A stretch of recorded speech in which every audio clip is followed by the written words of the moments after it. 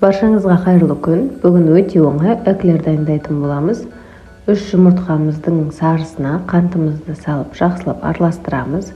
Одан соң үстінен сүтімізді аз-аздан құя отыра, жақсылап осылай біркелкі қылып араластырып аламыз. Енді үстінен 3 қасық кукурузный крахмалымызды саламыз. Одан соң талғамымызға қарай сахарный пудрамызды салып, жақсылап араластырамыз. Және де ыдысымызға құйып, осылай газге қойып, жақсылап қайнатып аламыз қоюланғанша. Міне дәл осылай қоюлануы қажет. Одан соң газден алып, үстінен сары май тастап, жақсылап араластырып, басқа ыдысқа ауыстырып, бетін пищевая пленкамен жақсылап жауып қалдырып қоямыз. Енді сүтімізді ыдысымызға құйып, оған суымызды құямыз. Бұл біздің қамырымыз. Тұзымызды, қантымызды саламыз. Және де сары майымызды, ұнымызды салып, жақсылап араластырып, газге қойып, осылай қоюлатып аламыз. Міне бізде осындай тесто шығуы қажет.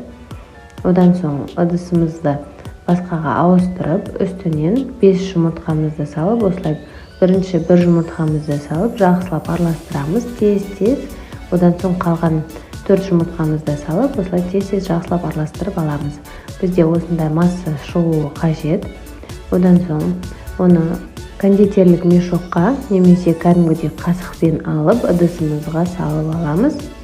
Кондитерлік мешок міндетті емес, негізі формасын қалай қаласаңыз, сондай формаға қойып істесеңіз болады, немесе осылай қасықпен жай ғана қойып шықсаңыз болады. Үстінен сахарный пудраны жақсылап сеуіп, 180 градуста 15-20 минуттай пісіріп аламыз. Міне біздің эклерлеріміз дайын, осындай үлкен болып көтеріліп піседі. Одан соң кремімізді алып, насадкамен немесе осылай мен секілді шприцпен ішіне құйып шығамыз.